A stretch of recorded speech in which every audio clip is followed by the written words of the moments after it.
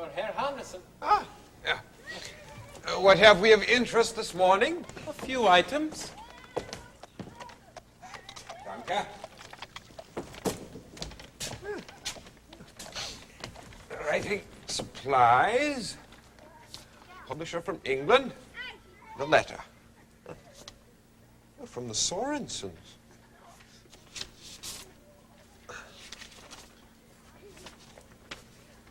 Dear Hans, after such a long time, I hesitate to write to you, yet I am at the end of hope.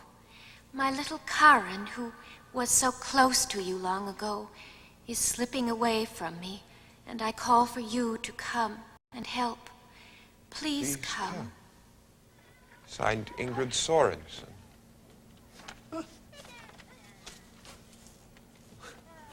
Little Karen. It's been such a long time. I'll see what I can do.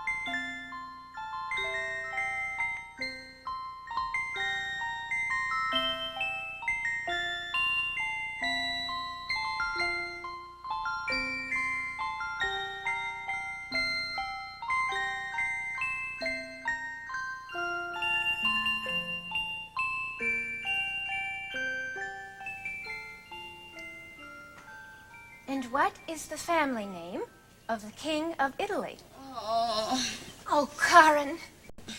If only I knew what was affecting you so. Look at that overturned chair. I've asked you to set it straight for over a week now, and there it still sits. It isn't a chair, you silly old thing. It's the home of the King of Italy that you're so interested in. How's that? Oh, never mind. Every day you seem the same. No better, no worse. I tell you, I don't know what to do.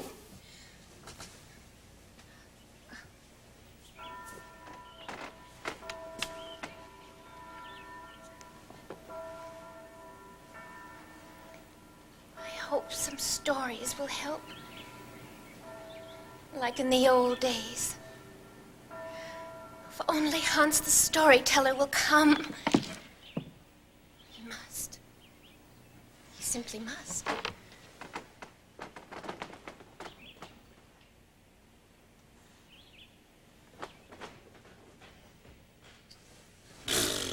I don't want to study my history. I have better things to do. Stupid mother doesn't matter. I've got her fooled anyway. What a dunce she is, giving me money for new clothing. I lost the money, Mother, and I'm so sorry. Lost indeed. I'll buy candy and sweet chocolates just for me. And she believed every word. You see, I only live for one reason, to be beautiful. Studying my lessons is boring, and I plan to lead a life of play. And Hans the storyteller won't change anything. I am going to live forever. And don't you say anything back either. After all, the famous Hans is coming to cure me. Oh.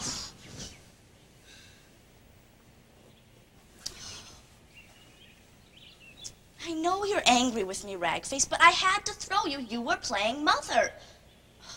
You'll never understand. All right. Mother isn't looking now. I'll brush your hair.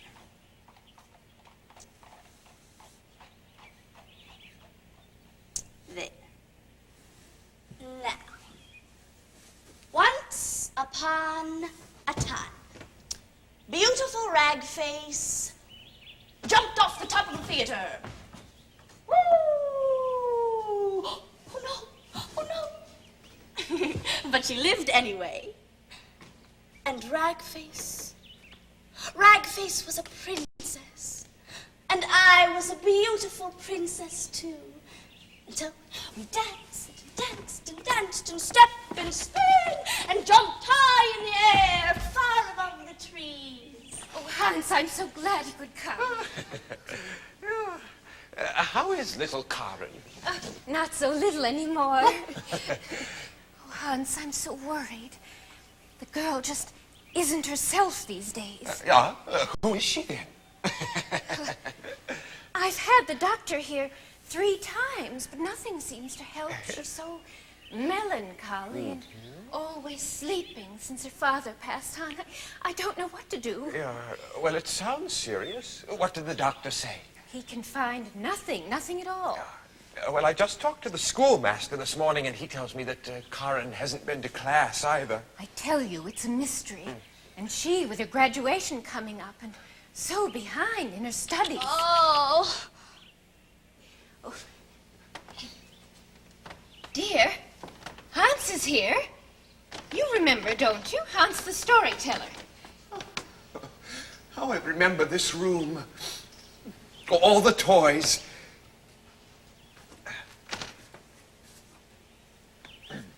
Little Karen, where are you? I'm here, Herr Hans. Oh, Karen. I'm so glad to see you. Mrs. Sorensen, if you could fix us some tea, I'm sure that we'll catch up on old memories very quickly. I'll only be a minute. Karen is very glad to see you. Only a minute. No hurry.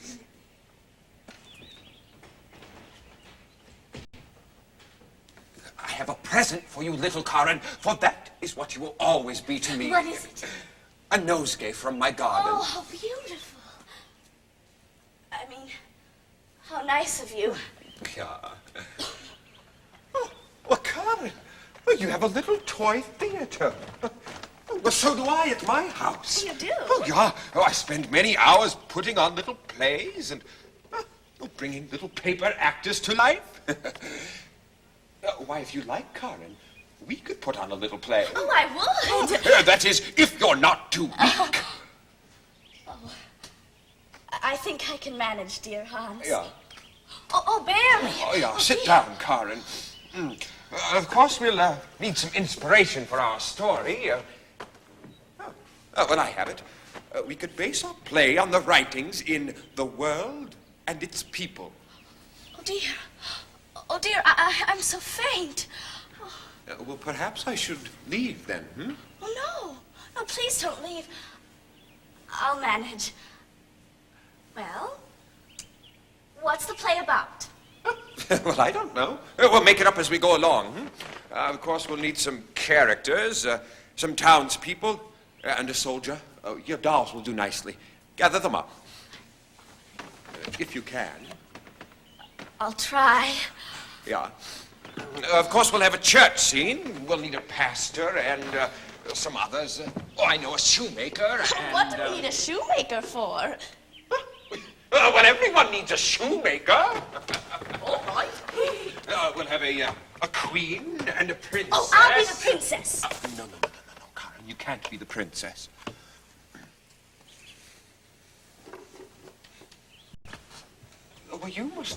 heroine, Karen.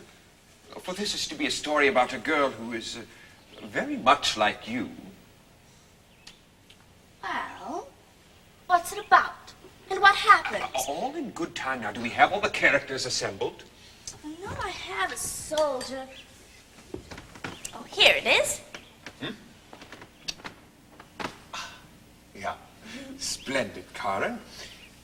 Yeah, and for the coach and horse, I'll make some paper cutouts. I'm very good at that, you know. Really? I've never seen that before. Well, I'll show you.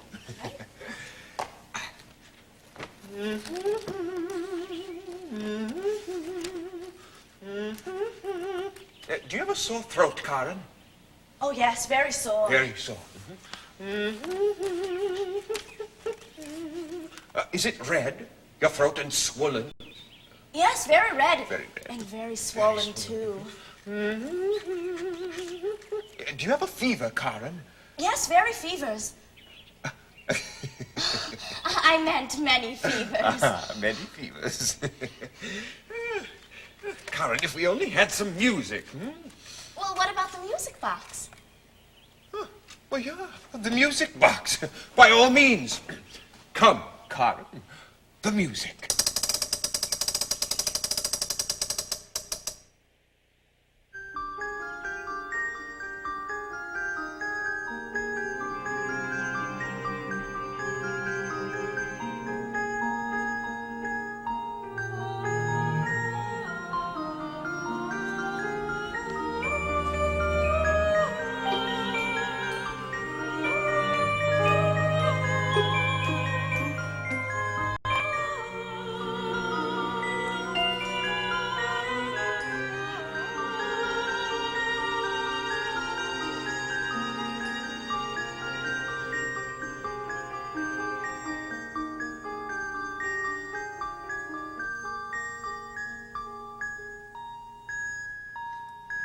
Now, let us begin. Once there was a little girl, very nice and very pretty. Was she like me? Yeah, much like you. Only this little girl was very poor and had to go barefoot all summer long. All summer, dear.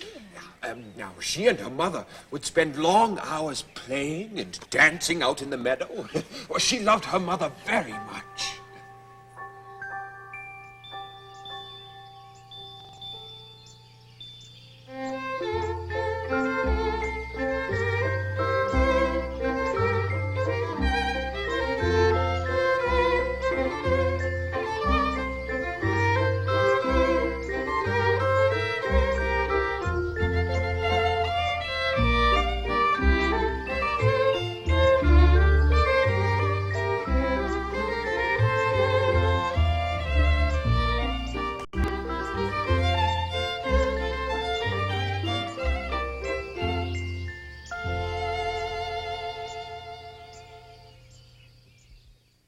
But in winter,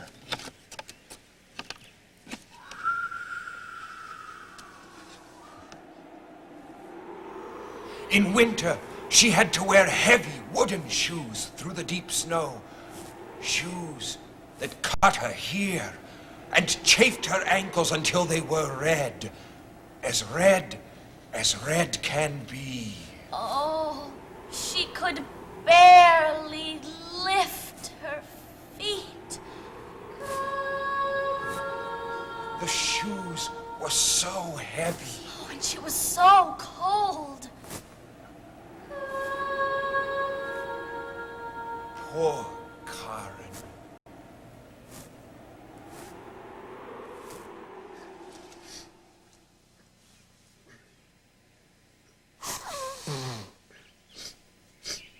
Now, in the middle of the village lived Old Mother Shoemaker. Old Mother Shoemaker. I told you we'd need a shoemaker. We could use Ragface for her. She'll be perfect. Ragface.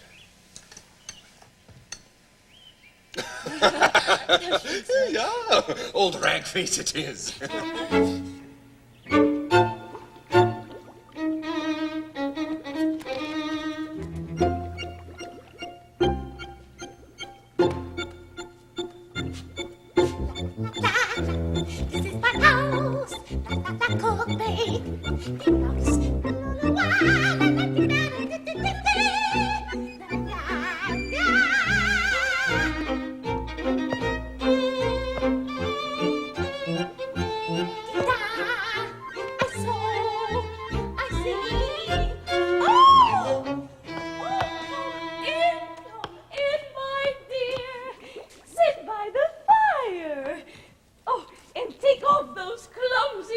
Shoes, warm your feet. Oh, look! Look how red and chafed your feet are. Oh, you poor little thing. What's your name? Karen.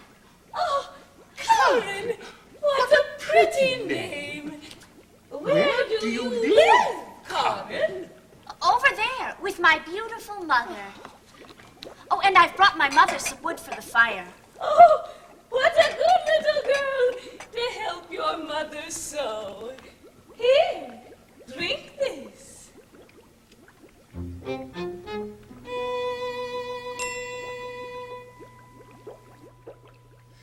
Well, then old Ragface took some old scraps of a red cloth and did her best to make them into a little pair of shoes. I'll make some shoes. Now, she made them out of cloth because the little girl's feet were so sore. Oh, but I only have paper. Well, that'll do. But there's never enough material when you need it. Why, I've a good mind to... Why, yes, by jingle! I'll cut some off my red petticoat. Oh, careful there. Not too much. When the wintry wind blows, it can give one a smart if their underclothes are too short. Ah! The shoes were a bit clumsy, but they were well meant, for she intended to give them to the little girl. Look, Karen! Look what I've made for you. Here, try them on.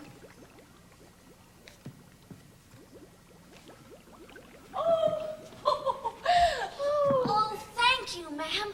They're beautiful and they fit perfectly.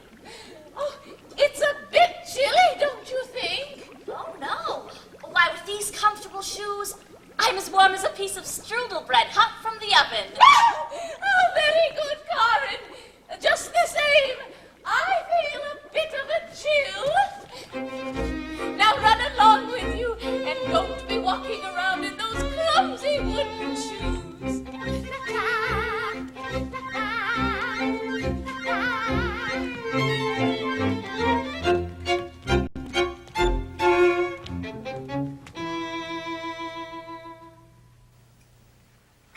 Now, the first time that Karen really wore her new red shoes, it was on the very day that her mother was buried.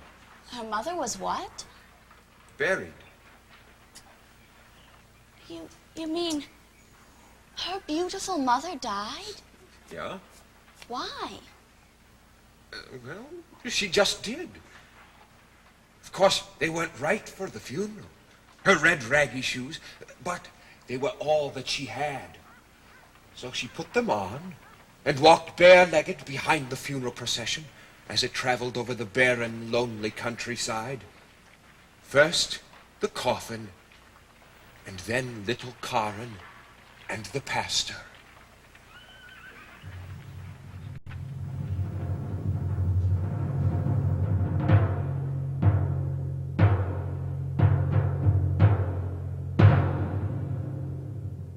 Now what we need is a large old lady and a carriage. I'll finish cutting the carriage out and you find the old lady. Oh, I know.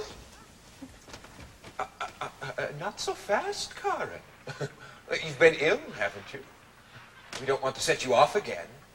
Sorry. Here's the doll. She'll do very nicely. Yeah. So, just then, a large old carriage came by with a large old lady inside of it. She looked at the little girl and took pity on her. She went to the parson and said, "Give the little girl to me, and I shall take care of her." So, Karen went to live at the house of the rich lady. Oh, wonderful. Yeah. We can use the flowers I brought you today to represent the rich lady's house. She always had fresh flowers. Every day. Every day. Right. Here's the lady, and here's Karen. Oh, I know. They have a maid, too. And her name shall be Helga. My name is Helga. Helga, this is Karen. I bet you picked me because of my red shoes. What? Picked you to bring to my home because of your shoes? What? Those red raggy things? Take those off. Take off those shoes and give them to Helga. Those old things? Where did you get those awful shoes anyway? Here, Helga, throw them on the fire. Oh, those are terrible shoes. Helga, take them away. They're only good for the fire. Oh, dear. Well, now where did the girl go? Helga, where did she go? What, over there? Oh, now why are you over there? Well, not feeling bad because of your shoes, are you? Well, you'll have some new shoes. Proper shoes and clothes. A proper dress for a little lady. Well, that's what you'll become now that you're living here with me in a grand house. Such a grand house. Why, look over here at my oil painting. It's of a fish. And my vase, why, it's real china. Ooh, and look at this. Very soft. Try it. And we can play the piano. Ooh, and notice all my big books. I'll get you books. Why, see my clock, and I have fresh flowers every day. I like things to smell fresh and sweet. And you'll learn to have manners now, like how to take tea. Why, here, look out the window. Do you see? That's the palace over there. The queen and the princess live there. And someday, you may see them in their carriage passing. But for now, run upstairs and wash your feet. Take a bath. Get you some new clothes. Wash those dirty little feet. Oh dear, now. Where are my glasses? Oh.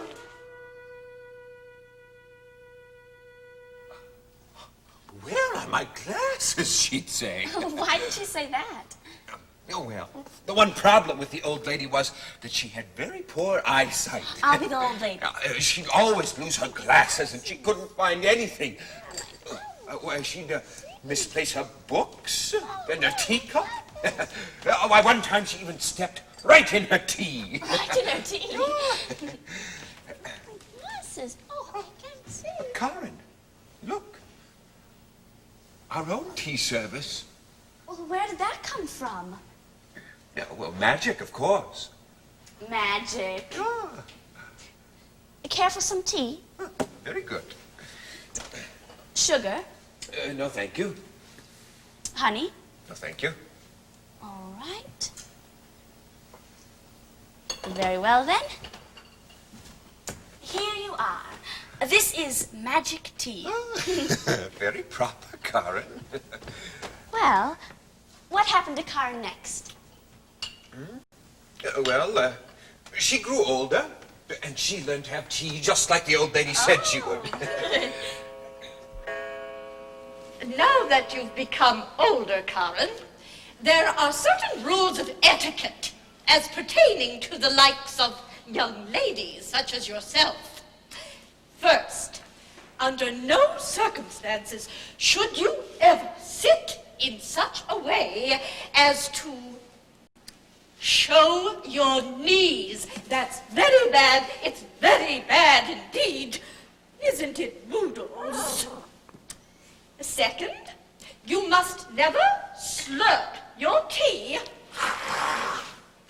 when dining with folks of a genteel nature, such as the parson, your teacher, or your Aunt Frida.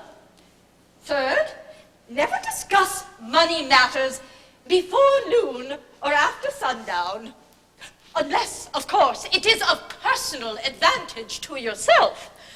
And last, always stand up straight and obey your elders.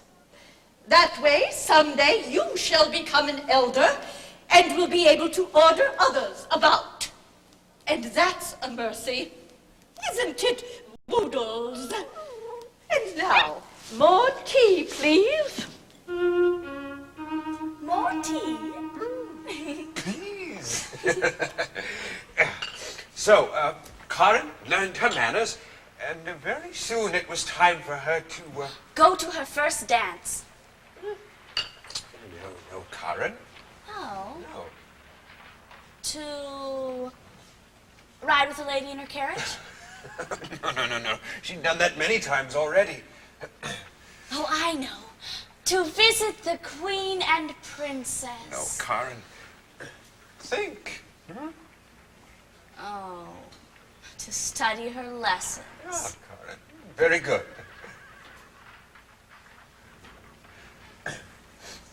Now, as she was in her room, studying, it happened that one day she looked out the window of her lovely home and saw that the queen was traveling through the countryside with her daughter, who was, of course, The princess?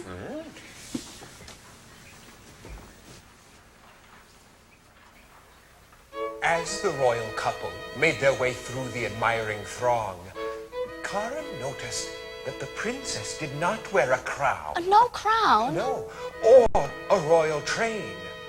But she did have on a splendid pair of... What? Red Moroccan... Shoes. What were they like?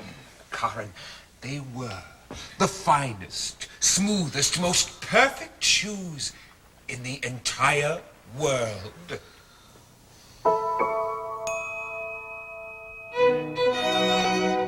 Every time that Karen looked at herself in the mirror after this, all she could think of was the beautiful princess and her splendid red shoes.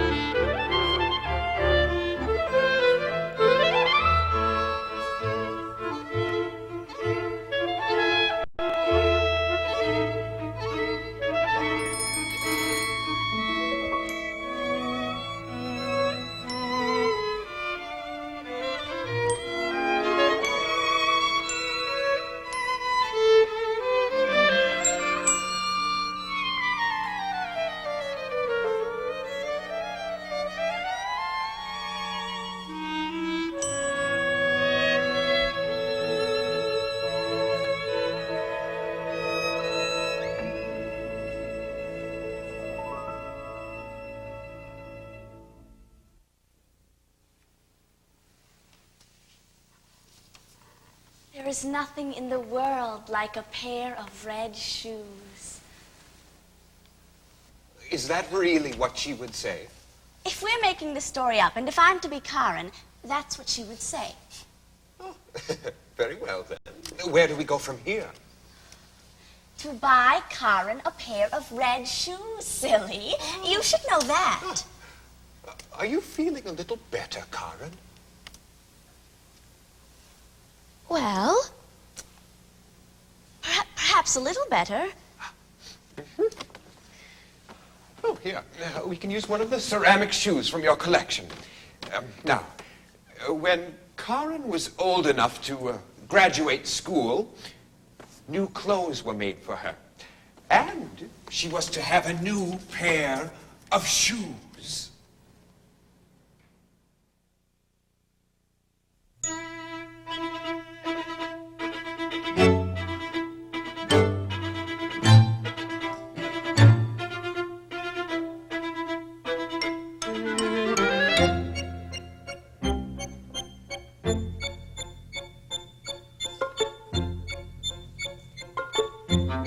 Good morning, shoes, he said, and slippers too.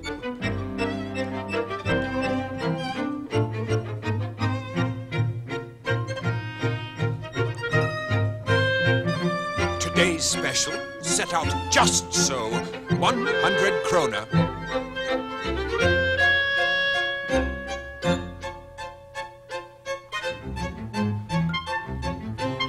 Oh, time to open.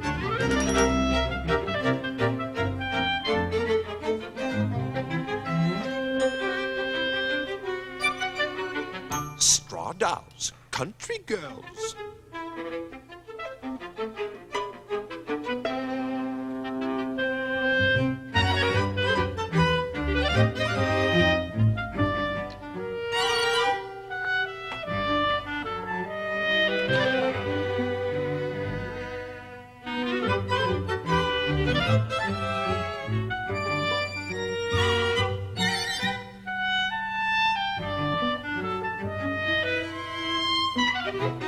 Then came a wooden soldier.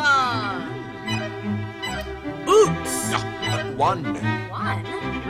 That's all he had time.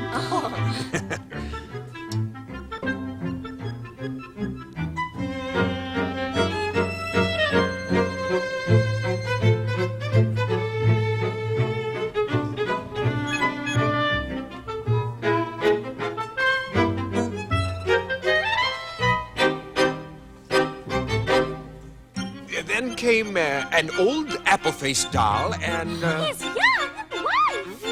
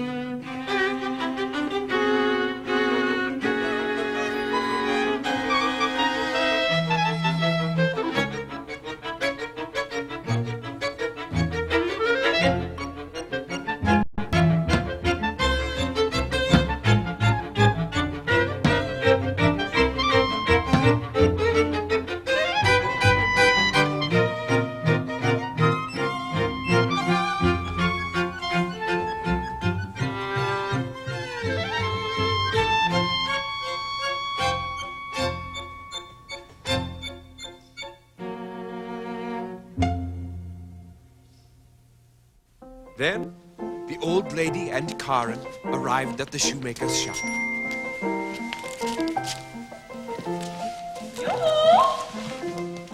Oh, graduation shoes. Black.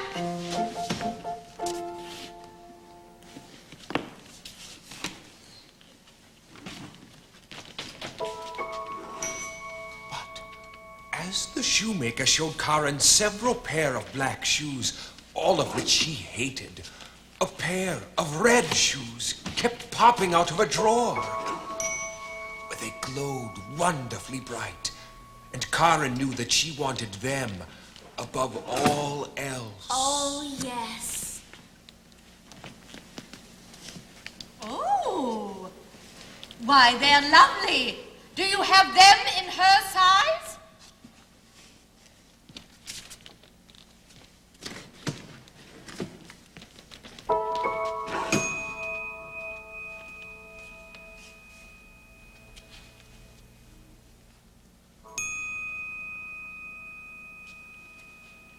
I would like these shoes, please.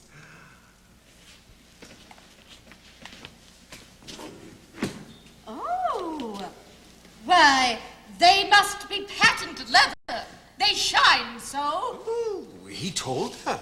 They were the most perfect shoes in his shop. They were made for the daughter of a count, he said. But alas, her feet were none too royal, and they didn't come close to fitting. Why, she would have needed an entire leather hide to cover those great gallops of hers. Do they pinch your feet? Oh, no. Do they fit? Oh, yes.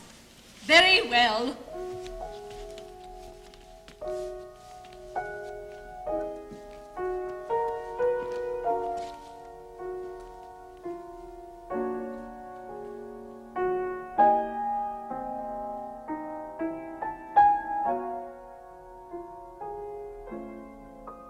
So, the nice lady bought them for her, and she lived happily ever after with her nice rich lady and her wonderful red shoes. The end.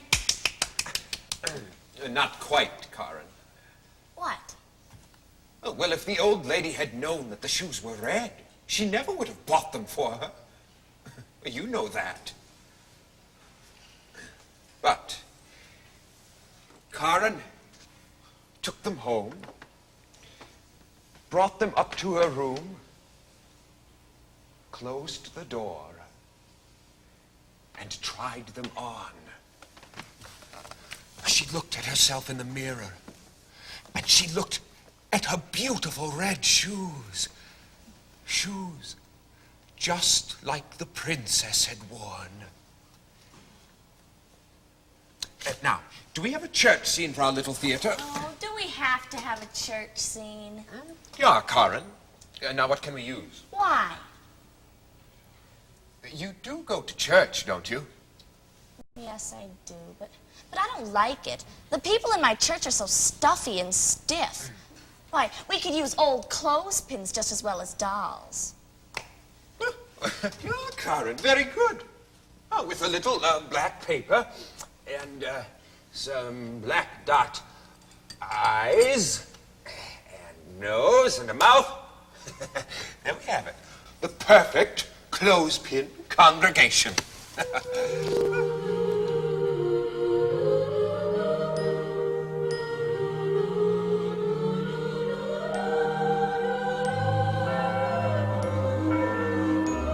The next Sunday, Karen went to church.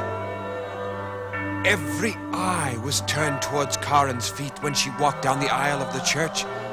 It seemed that even the portraits of bygone ministers and their wives in starched ruffs and long black gowns fixed their eyes on Karen's red shoes.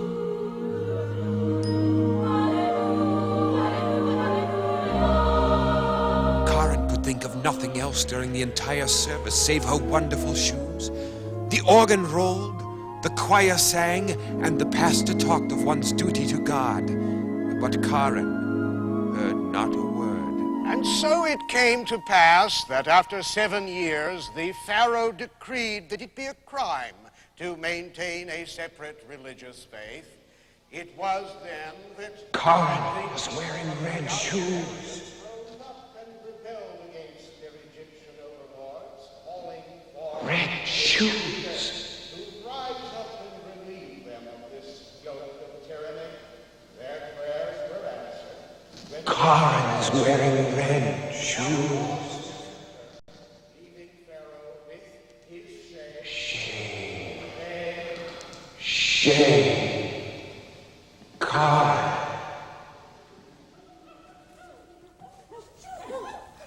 Red shoes? What? Red shoes?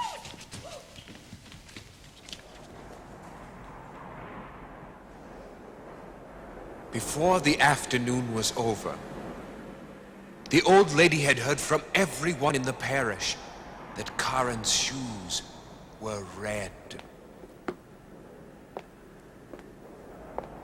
So there you are, in your room, in front of the mirror. Do you know what I heard in church today? They're all talking. They told me what you have on your feet. Those are red shoes, aren't they? Yes, ma'am. Red shoes in church? Oh, no. Black shoes, not red shoes. I thought we were done with that years ago when we threw those other shoes in the fire. You deceived me.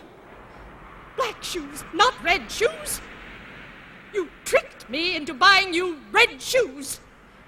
Me, an old woman who can't see. Take those off at once. Do you hear me? Do you hear me? Oh, my heart. Take off those shoes and never put them on again. Lock them in the cupboard and leave them. Oh, Karen. Red shoes? Oh, no.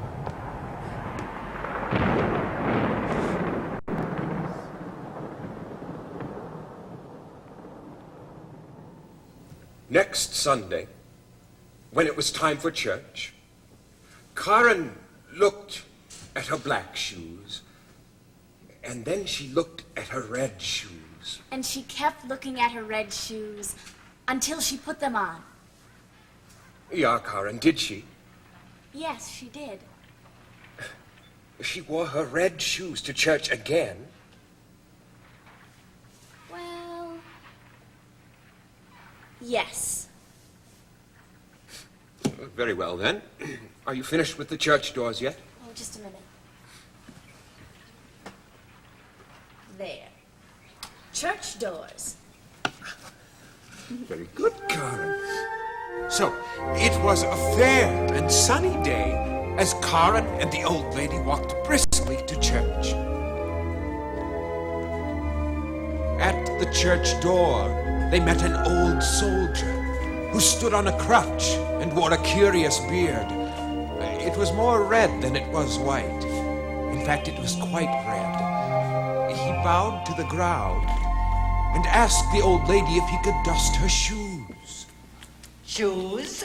What? Shoes. Shoes? May I dust your shoes with my beard? Yes. It's very dusty in the fields. We've walked the whole way. Very dry for this time of year.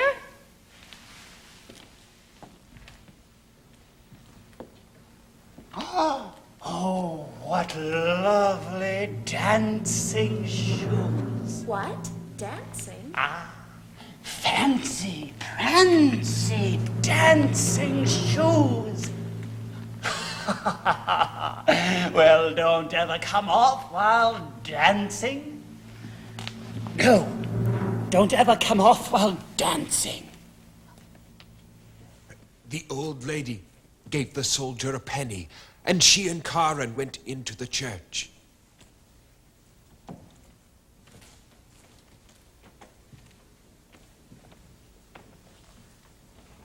Holy Trinity, hear us, God of love, hear us above.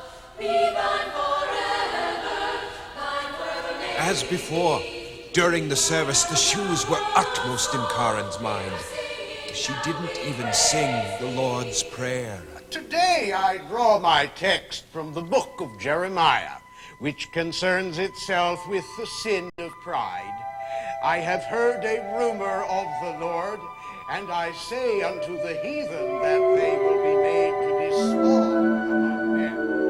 Their terribleness hath preceded them, and the pride of their heart.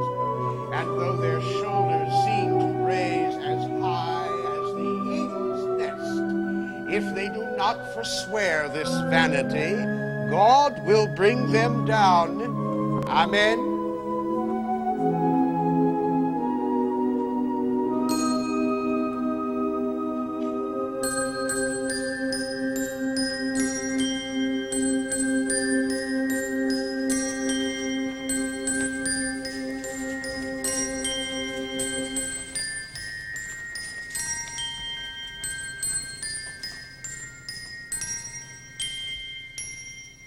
Then, church was over. And as they were leaving, once again the old soldier came up to Karen and said, "Oh, what beautiful shoes for dancing." The soldier doesn't sound like that, for heaven's sakes. Well, how do you know what he sounds like? Well, silly, he sounds like this. Oh, what beautiful shoes for dancing. Come a few steps. And when she did, her feet kept on dancing.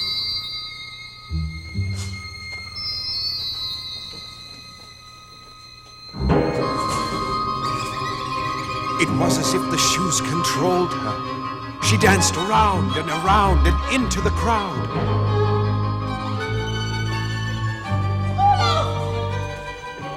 Stop her!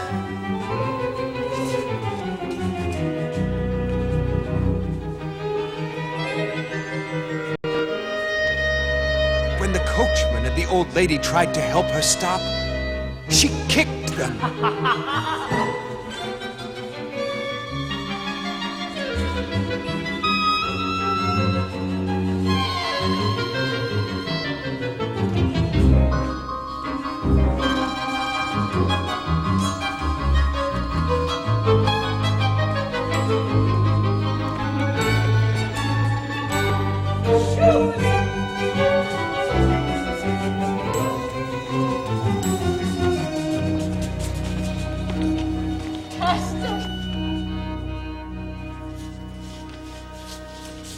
Finally, it was the pastor who got the shoes off Karen's feet. And as they felt to be possessed, he locked them in a leather chest and gave them to the coachman.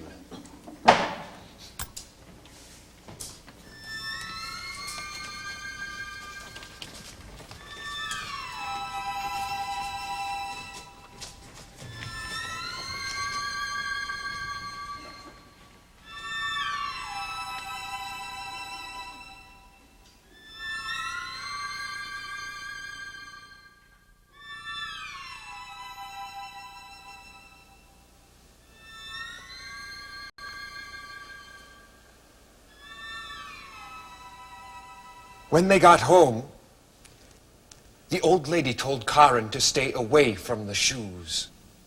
Yes, but Karen would still go and just look at them. Oh? Only when the lady wasn't looking. Yeah. And now what we need, Karen, is some dolls for the great masked ball. The what? Oh, the ball. Don't you remember? You said you wanted her to go to a dance, didn't you? Oh, yes. Oh, I know. We could use my Dresden music box. And the paper cutouts from the theater. That worked very nicely. Yeah. So, shortly after, the old lady was taken very ill. It was said that she would not recover. Won't recover. She's a goner. She is a real goner, all right. She'll never last the night. The old lady depended upon Karen, but a great ball was being given with all the famous people invited. With the royal family, the rakish cadet, even the funny-looking shoemaker would be there. Oh, what a grand time was awaiting her. So Karen looked at the old lady, who would not live in any case. And she looked at the red shoes, for she thought there was no harm in just looking at them. Oh, no, I don't think she ought to leave the old lady now. Well, why not? Well, it just doesn't seem right. With that nice lady ill, she should stay home and take care of her. Yeah, Karen, but you made her choose the red shoes every time. Oh, that was only in fun. And besides... Dear Karen, there is a good deal more to life than just fun. That is what education teaches us. I suppose so. It's part of growing up. But now, let us continue with our story. To the end. Karen looked at the red shoes And then she put them on, for there was no harm in that either. And she went to the ball and began dancing.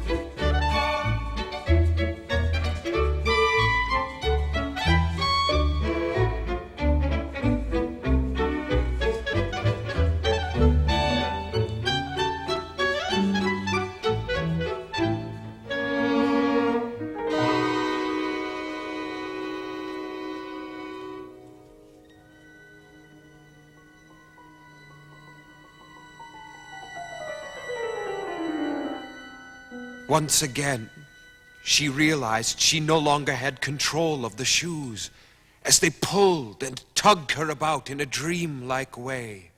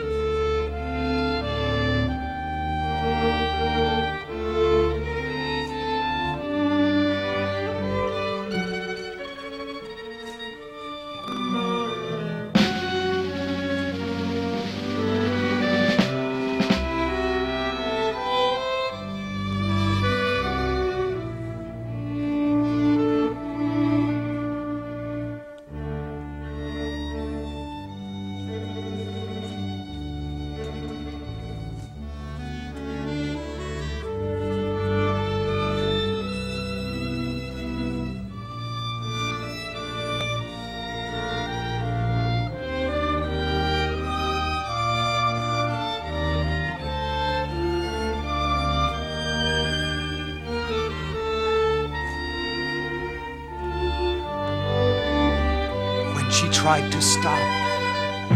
The shoes danced even faster, sweeping everyone in their path into the frenzy of the dance.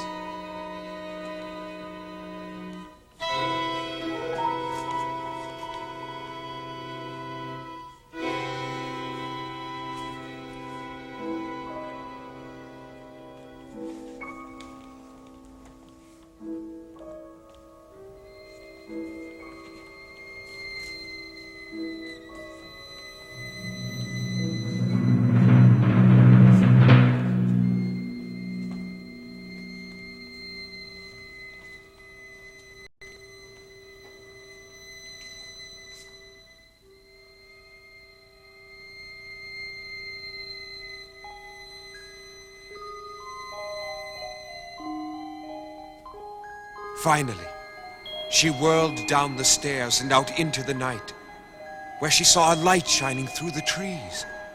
She thought that it was the moon, but it turned out to be the bearded soldier. Only now his beard was more pointed, and his manner a good deal more evil.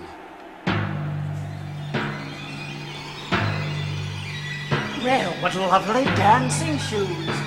And dance you shall, over these valleys and fields by night and day, rain and the sun. For there is no escape.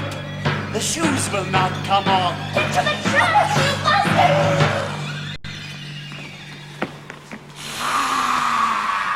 You must get to the church. It's your only chance to be forgiven.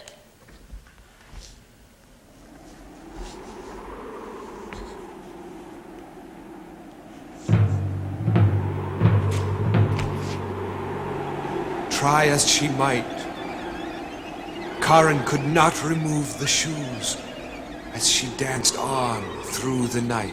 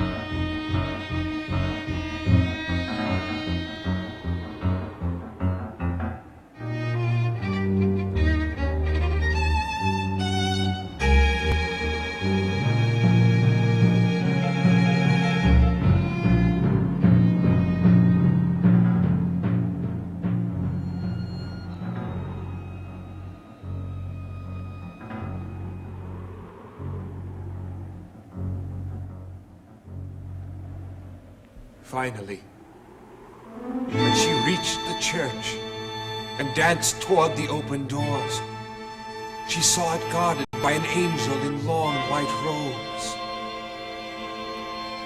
I've got to have you help me. These shoes won't come off and I can't stop dancing. His face was grave and stern, and in his hand he held a broad and shining sword and said, "Dance you shall. Dance in your red shoes until you are pale and cold.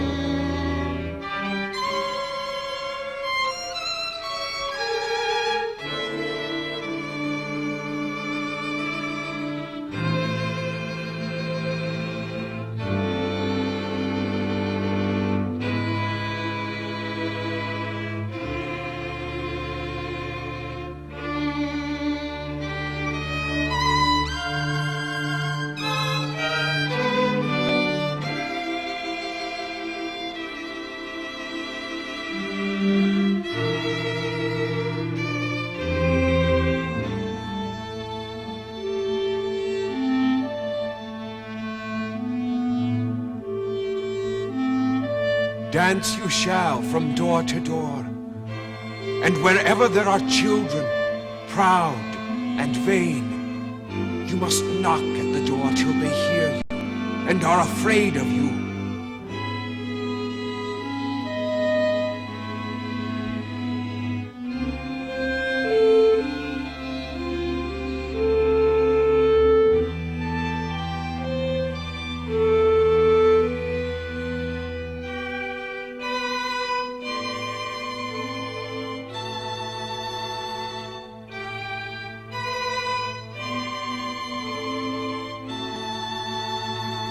Dance you shall.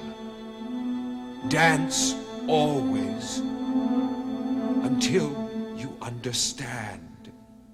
Please, didn't the angel show any mercy? But the angel did not respond. As Karen was swept through the gate and across the fields, forever and ever dancing. I don't understand. Why can't the angel just forgive her? And so she was carried through the town, tempting the vain girls with the lure of the red shoes.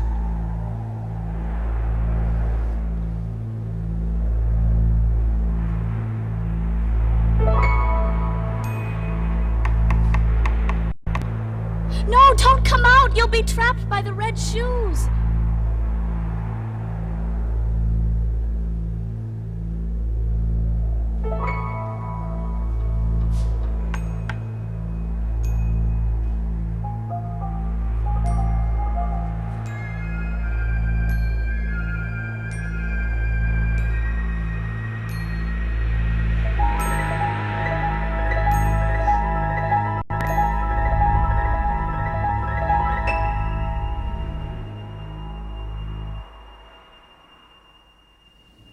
I tell you, I don't like this story.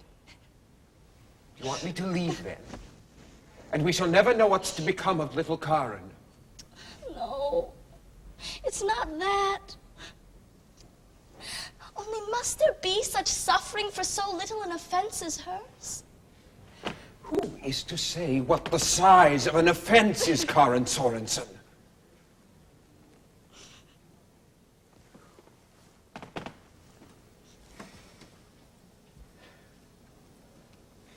Come. Let us continue with our story. Here. Tear up some paper and sprinkle it over the theater. It's become cold and we need some snow. Come.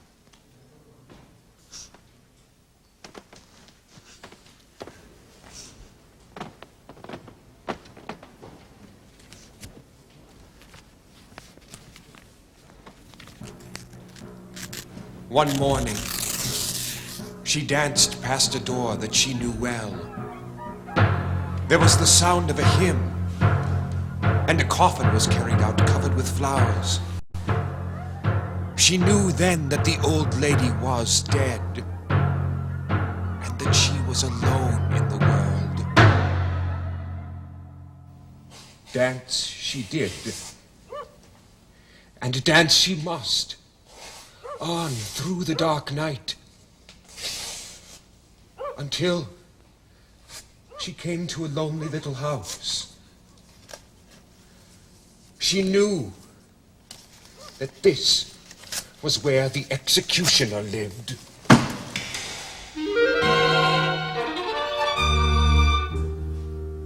She tapped at his window pane with her fingers. Now what, Karen? Come out! Come out! I can't come in, for I'm dancing. Oh, you don't seem to know who I am. I strike off the heads of bad people, and I can feel my axe beginning to quiver. No! No! Don't strike off my head! But strike. What? Strike. What, Karen? Strike off my feet with the red shoes on them, for I have erred greatly in my pride. This is a strange request, but I do not ask questions of those who seek my services. I only do their bidding.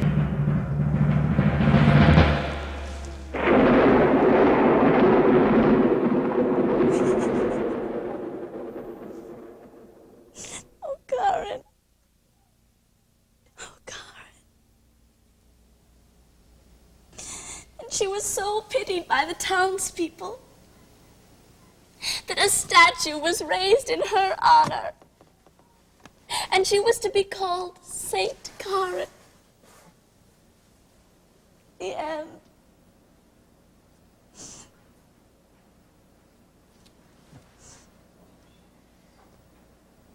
Is that how we deal with pride? By making a virtue of the pride of humility? I don't know what you mean. Exactly, Karen. Because you ignore the school lessons that would give you the knowledge to understand. I'm sorry. I am truly sorry. So was Karen.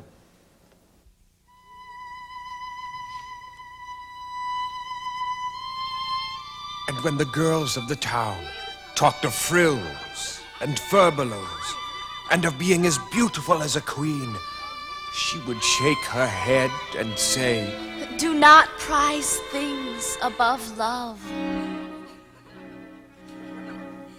And when the children left, she went to her tiny room in the attic of the poorhouse, as this was the only place offered to her by the people of the town.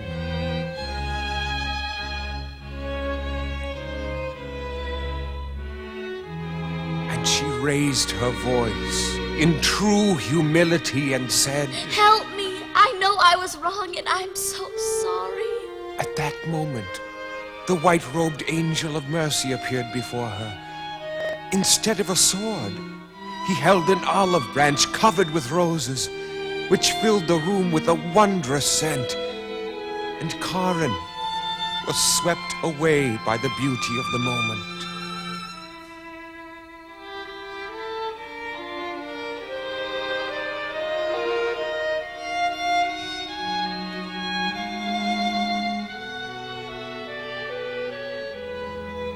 And she could feel the joy that comes when selfishness has been overcome.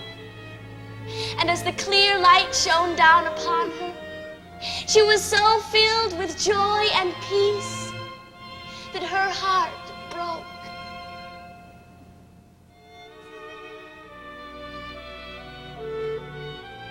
And she traveled along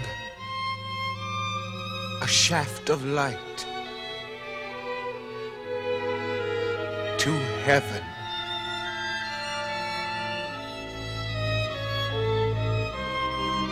Where no one questioned her about the red shoes.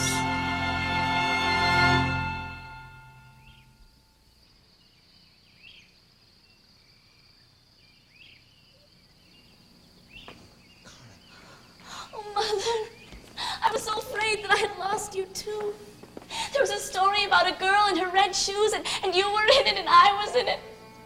And the shoes were so pretty, but they took over everything, and I was so selfish.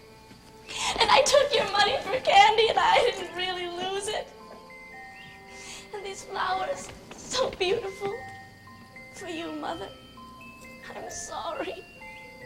Can you forgive me? Nothing to forgive. And Hans, my old friend. We will have Hans stay to supper and talk and laugh just like before. I love you so much. Such a time awaits us.